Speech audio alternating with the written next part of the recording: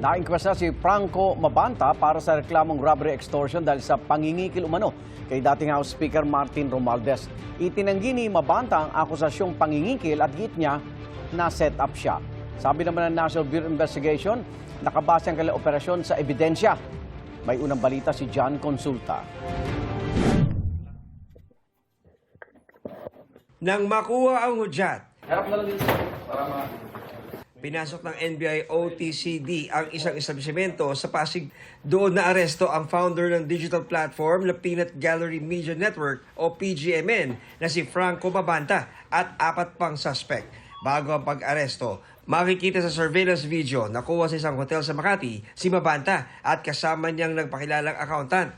Kausap nila ang isang lalaki na undercover NBI agent pala. Ayon sa NBI, inireklamo si Mabanta ng pangingikil kay dating Speaker Martin Romualdez.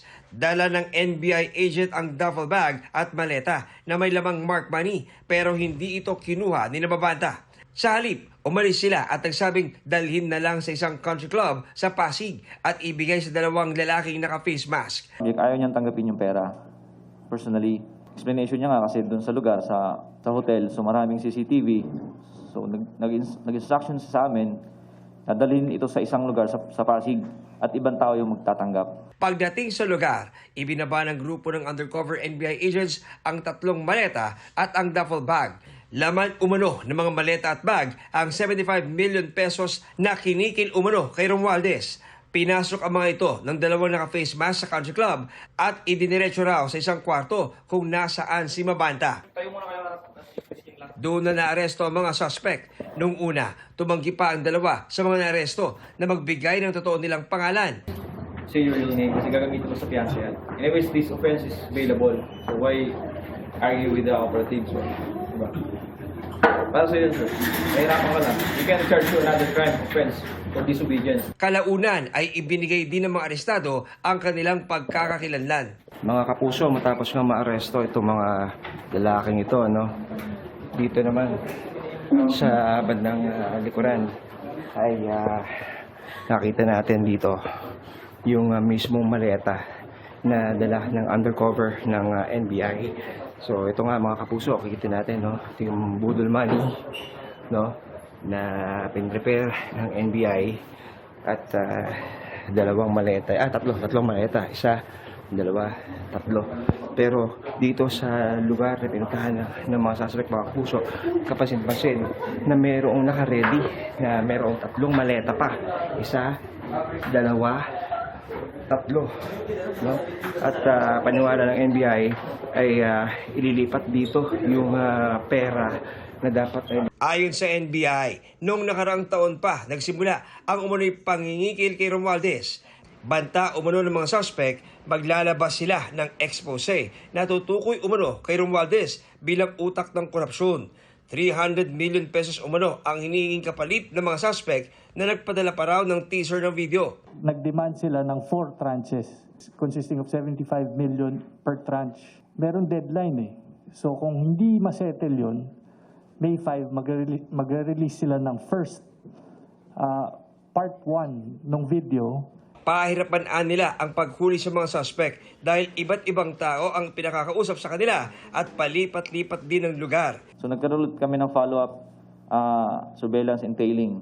So sinundan ho namin until sa time na ma-identify namin yung exact unit kung saan dinala yung pera. And to our surprise, nandun din po yung subject, si Mr. Franco, na siyang kausap namin dun sa hotel sa Makati. Is there truth to the allegations na kayo po ay nag-extort daw po kayo? Nope, it's not true. We didn't extort anybody, and then no more comment after that. Okay. From Speaker Romualdez daw, sir? Yeah, we definitely didn't extort Speaker Romualdez. Hindi po totoo yun? No, it's not true. Bakit po may mga pera, sir? I'll wait for my lawyers. Okay. Na-inquest na si Mabanta at kanyang mga kasamahan sa reklamong robbery extortion. Be an ongoing investigation kasi it's yung PGMN, yung Peanut Gallery Media Network yung involved dito. So we will look into yung mga telepono and accounts, social media. There are several social media accounts. Siyempre, titingnan din namin dito kung if there's conspiracy, kung coordinated activity ba to. yung financial beneficiary, sino kasi malaki yung amount. Sa isang pahayag sa social media page ng Peanut Gallery Media Network, iginiit ni Mabanta na inosente at na-setup anya sila. Wala rin anyang nangyaring pangingikil at pagbabanta at kaya daw nila itong patunayan. Sa nakaraang 5 buwan, anya, nabuo nila ang komprehensibong pananaliksik sa anilay korupsyon ni Romualdez bilang House Speaker. Bagay na tinawag niyang devastating o nakapanlulumo.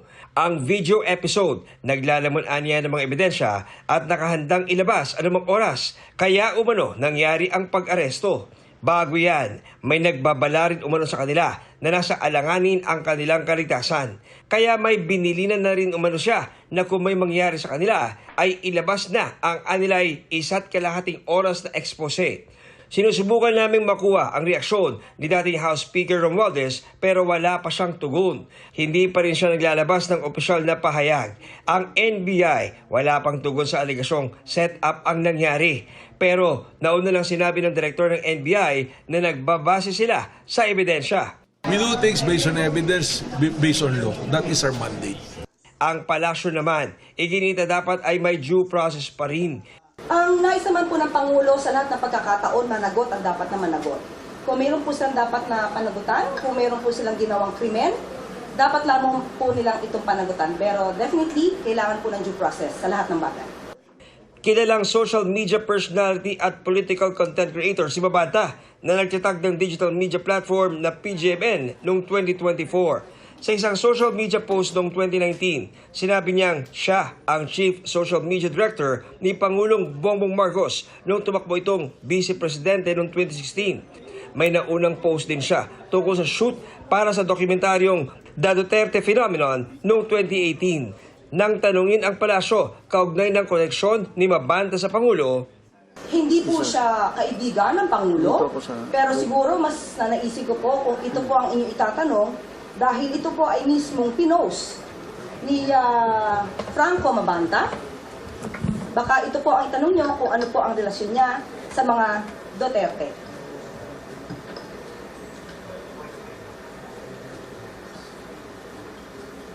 Nandiyan pa nga po si Harry Roque.